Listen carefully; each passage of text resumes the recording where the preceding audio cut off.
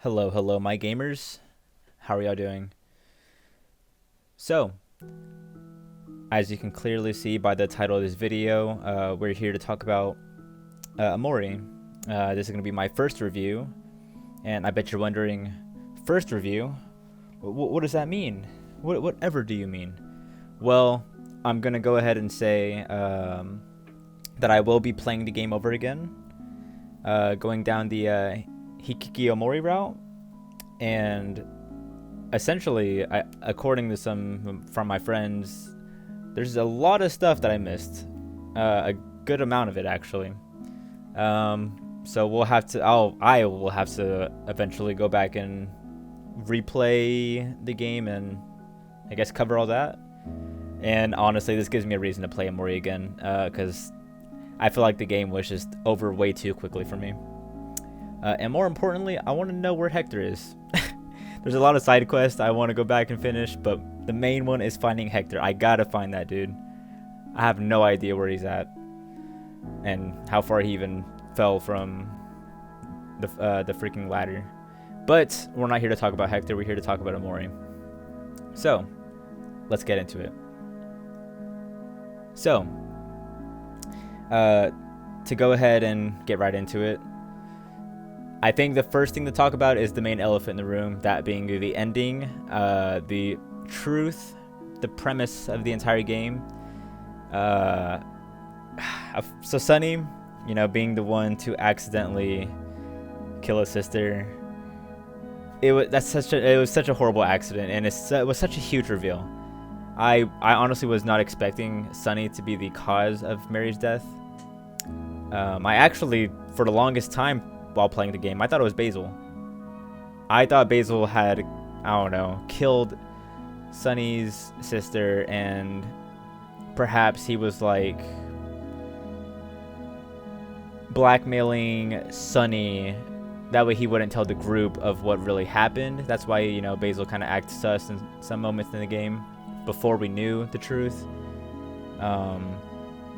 However, and I don't even think the truth is any better, really. So Sunny commits this tragic accident, and Basil being the one to have the idea of staging it as a suicide is crazy. I'm so mixed on how I feel about Basil even now. I get why he was doing it. I guess to create an excuse and explain to Sunny that, hey, it wasn't you, something was the cause of this, all right? We really had no part in it.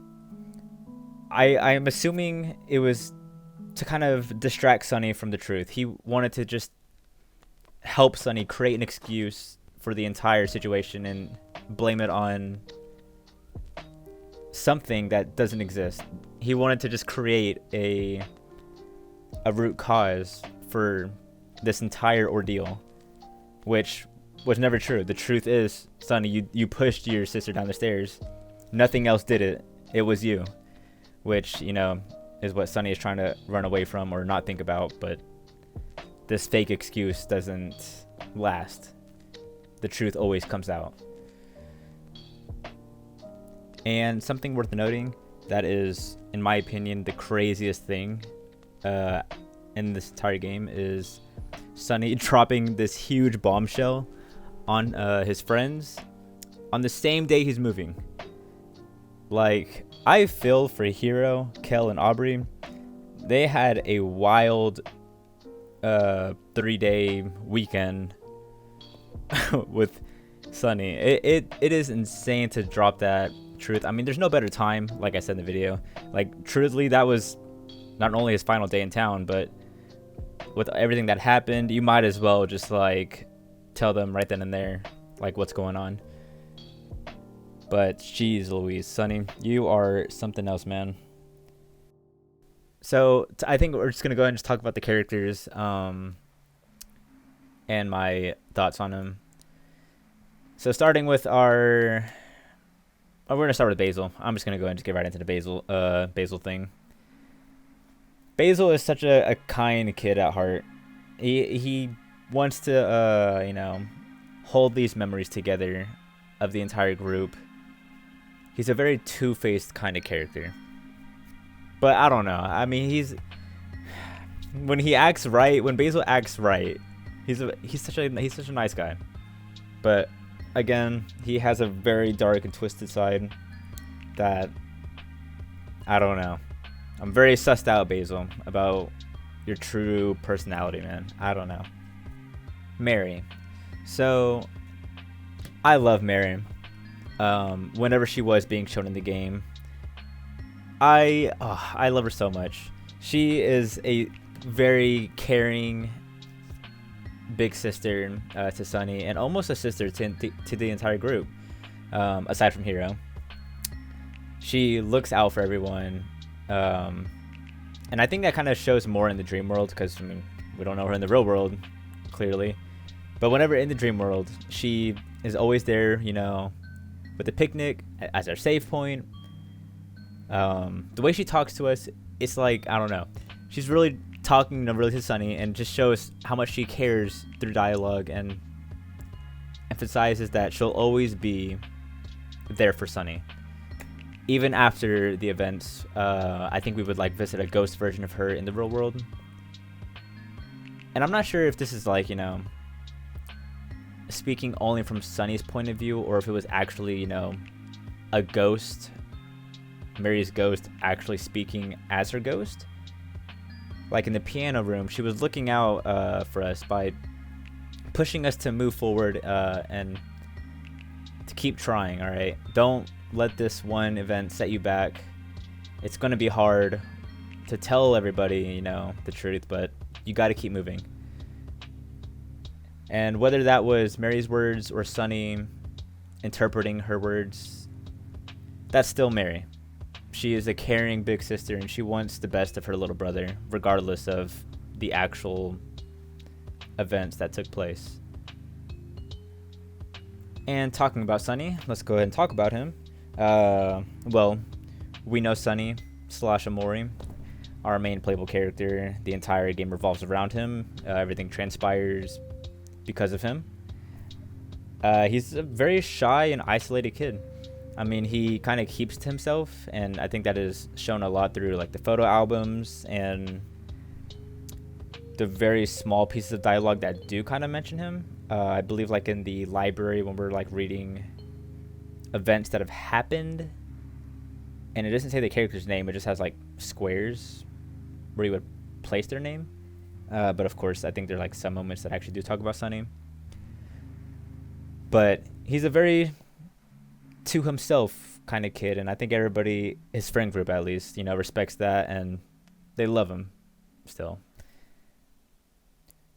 To go ahead and talk about the group, starting out with Aubrey. Aubrey is the GOAT. She has two personalities that are just so different from each other. I mean, the dream world, I mean, it's her slightly younger self. She's so adorable, but she can be very ruthless sometimes, and I love this dynamic with her and Kel, how they always fight and go back and forth. And Aubrey is such a wholesome character. Shout out to Aubrey. She has a lot of great moments. And Kel, on the other hand, I wanted to pick on the dude. I just wanted to pick on him, but I can't hate Kel. It's so hard to hate him. He is such a great character and always keeps an optimistic point of view. He is the life of the party. Things are never boring around Kel. And although there are times when he does kind of get annoying, his good times definitely outweigh those bad times. But man, Kel, you're great, dude. You're great. And also, his big brother Hero, the greatest of them all. He is a role model to the entire group, a big brother to pretty much everyone in the group, excluding Mary. We also love Hero as well. Hero, you are also a GOAT next to Aubrey. Best medic in the game. I wanted to rank my top 5 characters of the game as a whole, so I just want to go through this real quick. So top 5 favorite characters. And at number 5, we have Sunny / Omori. I mean, this dude was definitely going to make top 5. He is the all-star of this entire game. This game wouldn't exist without him doing the things he did, and the music wouldn't exist without him. The entire dream world wouldn't exist without him. So shout out to Omori / Sunny. Number 4, Sweetheart. Sweetheart, every time I see her, I just know something bad or maniacal is about to happen. But she is also hilarious to watch as a character come into the scene and leave the scene. I just know something hilarious is going to happen whenever Sweetheart's involved. Number 3, Hero. There goes my hero. He is the best medic. He is an overall lovable character. He's great. I mean, I don't know what else to really say about him. It's just, you know, if you played the game, you just know that this dude is the best. I'm trying to think. I'm trying to think of one good thing to say about Hero. And I think that would be his haircut. He's got a really cool haircut. Number 2, Pluto. When I flex, I feel my best. Thank you, Pluto, for that quote. I think you've had a lot of amazing moments in the game too, from straight up fighting him, and even before, when he's flexing so hard the entire room starts evaporating and disappearing into space. So freaking badass. And most importantly, he's got the best space line in all of space. So thank you, Pluto, for that, for your fast travel stations. Number 1, Aubrey. She is such an adorable character. Look at those eyes. Oh my god, what is that? Oh, look at that. It's Aubrey. She's a little more emo now, but oh my god, Aubrey. Here's some of my top 5 favorite moments from Omori. Number 5, the Snaily Legacy. This marshmallow cotton ball dude. I don't know what he is, but I don't need to know what he is. His actions speak louder than words. And we've seen him from his very rookie era in life. We saw his uprising, and we even saw his downfall. I don't know if there's anything we're going to learn from this character, but one thing's for sure. We can know that Snaily was here. What his purpose was in the game, we'll never know, but he won't be forgotten. Number 4, Black Space. So this was really cool. Of course, being the opposite, I suppose, from White Space. This very eerie and chaotic room it was something I was not expecting in the game. More importantly, I was not expecting it to be as it was, with all the doors leading to different parts of Sunny's mind. I assumed they're like different parts of his mind. And the overall like ghost walking around in the room. It's very horrific, if anything. I love Black Space, the appeal of it, but I also don't like the things that it contains. It is a strange experience for sure. Number 3, Pluto flexing / overreacting.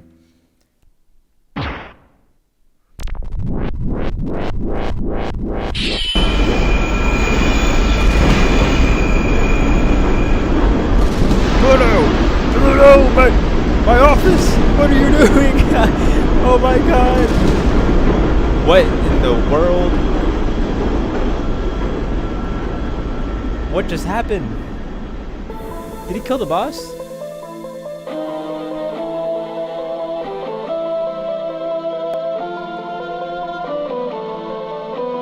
Pluto!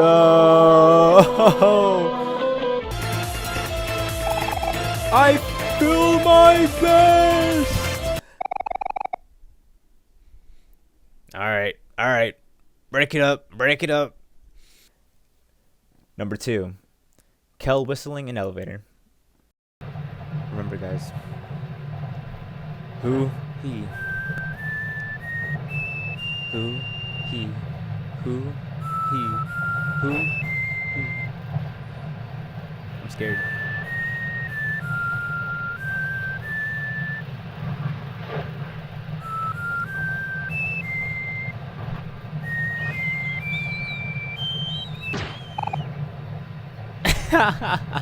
Stop that. Number 1. The photo album in the dream world and the real world. This is my favorite moment / moments in the game. When the photo album comes around and the track By Your Side begins playing, it's different. The feeling is so different. And what's really different actually is when you do it both in the dream world and the real world. And I found this out, and this is actually really cool. I was thinking about this as I was making this video. When you do the photo album in the dream world, it's at the very beginning of the game. The track plays By Your Side. And real quick, I'll say it's funny because I was looking at this video on YouTube, the track, and in the comment section, someone had said, it's weird how the song makes you feel happy yet sad at the same time. And that's so true, and I understand why, I think, because at the very beginning, when we're putting together the photos, in our dream world, it feels happy to try to figure out who these characters are. And you're kind of just assuming everyone's role. You can feel the friendship, but you still don't know who these characters are all at the same time. But you can feel the happiness as you view these photos, these memories. Whereas towards the end of the game, we get the photo album and we have our real world photos. The track plays, however, now knowing context of who everyone is, the partial truth of Mary, it feels different. It's definitely not the same as it was in the beginning.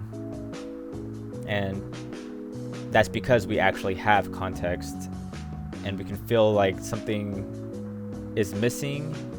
And that's the track talking. The track By Your Side while playing is making me feel like something is missing from this photo album, that being Mary. And you can feel like a somewhat bittersweet sadness alongside a very happy tune that is being played. Going on to my top 5 tracks. I was actually going to do top 5, but there's so many good tracks in this game, I wanted to do a top 7 with a little bit of honorable mentions. I'll go ahead and just go through these, and we'll go ahead and just talk about number 1 whenever we get to that one. So here we go. Oh, and if you're wondering how I'm ranking these, I'm ranking these based off of how long I can listen to these songs in a loop without getting bored. I think that's just how I'm ranking them, and I just love all these songs that I can really listen to these on like hour loops. So that's how I'm ranking these. Which ones are more of a bop? Number 7, The Last Resort.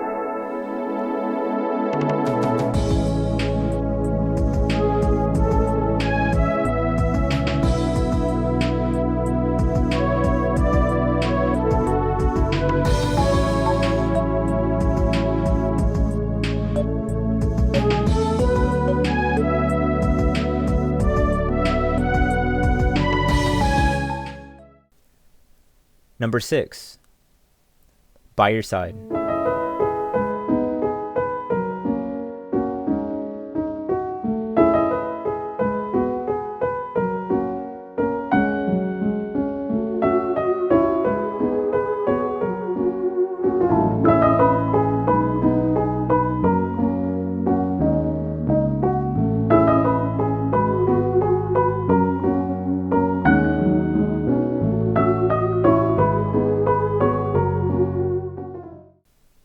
Number 5, squall.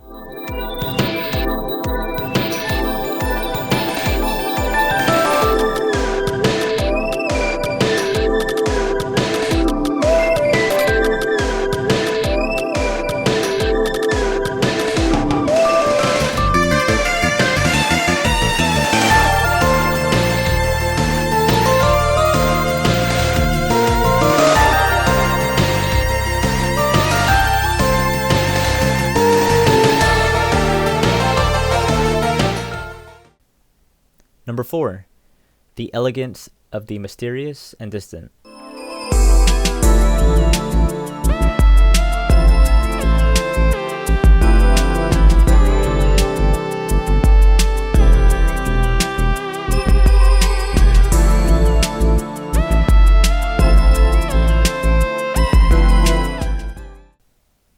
Number 3, splintered sweets in the castle.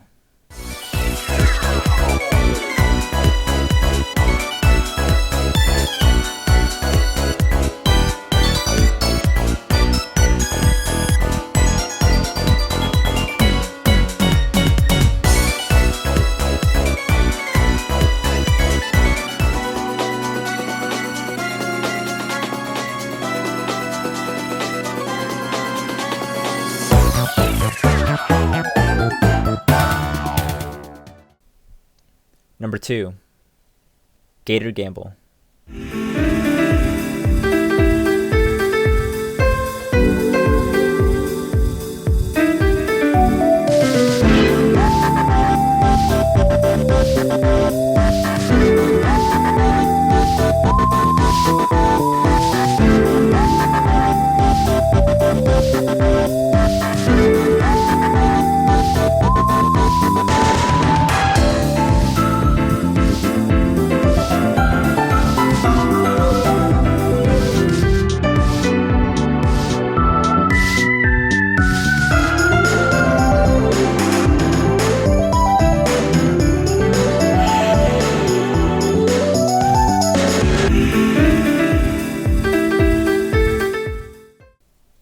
And here are some honorable mentions.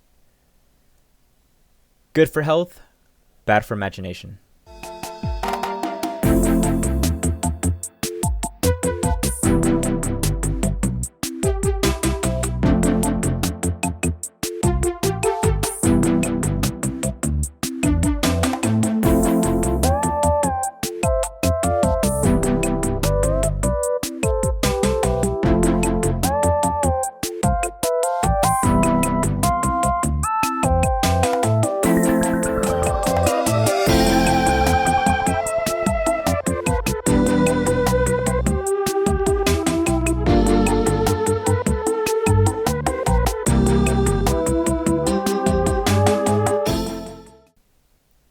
Chaos Assembly.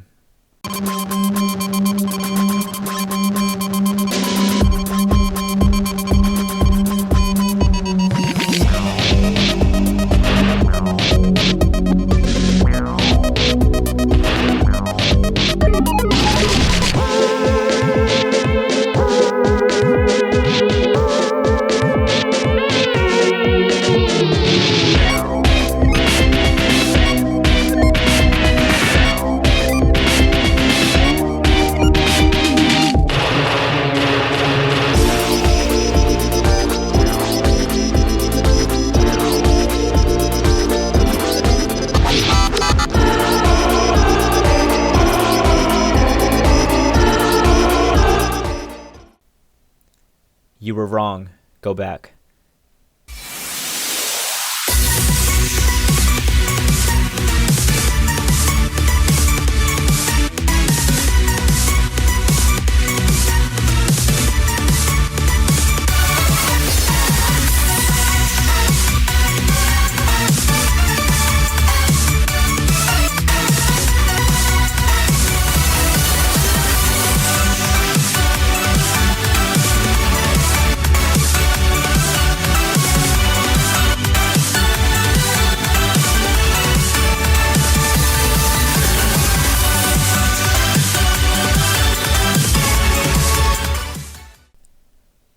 Duet.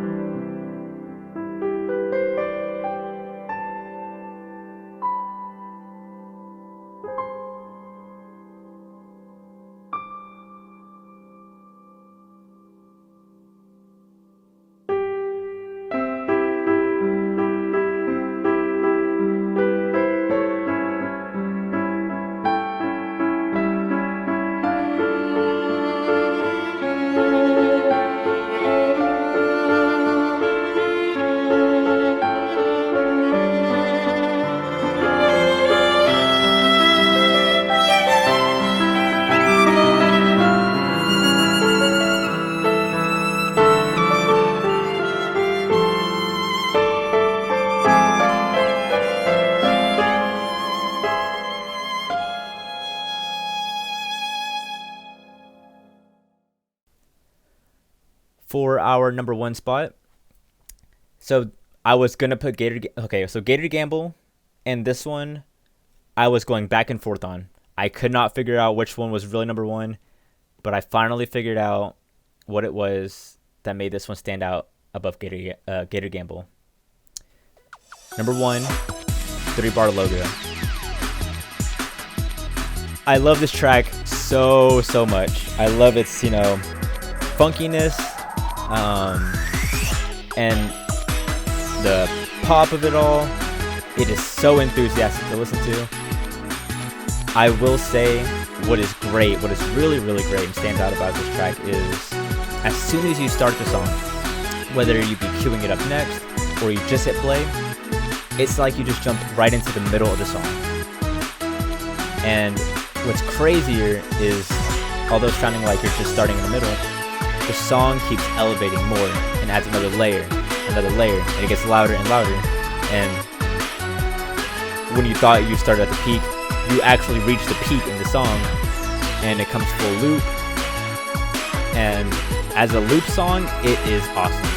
So great. It's so good. If you played at parties, I'm sure nobody would complain. This is a track that needs to be studied. Awesome. It is so great.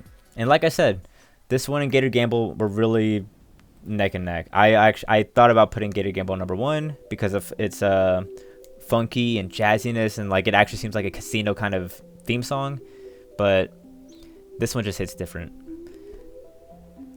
Omori. This game, at least to me, is a very special gem amongst all the games that I've played. And this is talking about the games across all the genres that I've played, everything. This is a special one for sure.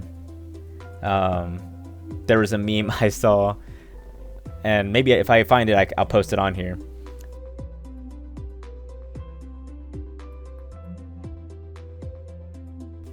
I think this is a game that should be recommended and played by people who haven't played, especially for those who like the Pokemon feel or something. You'll get your share of that, but you'll really see that this game gets carried by this story, and you'll really like the main premise of what it's trying to share to people. I believe that is the importance of friendship. I mean, as if that's not explained enough in any media, but overcoming the truth. I think that's the main thing, is overcoming the truth and living with it. Never escaping it, but facing up to it and telling those who need to hear it before it does you more harm than to them. I can say for certain that it's in my top 10 games of all time. I don't know exactly where I'd rank it, but it is in my top 10, 100%.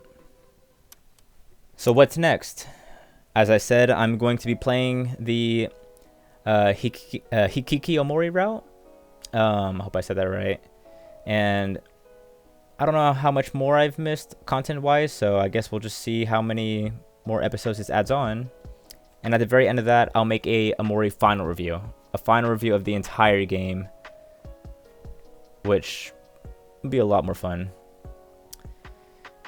I also want to do a series alongside that route. I'm thinking about doing the Undertale Genocide route, which I've never done before. I've only done the normal pacifist route, but I think it's about time I give myself a challenge for that. Or, I mean, Deltarune is always being talked about. However, I feel like Chapter 3 is just right over the horizon. So I'm thinking about starting Deltarune again. Maybe starting from like Chapter 2 or something, because I've already played Chapter 1 twice. I've already played Chapter 2. Well, I've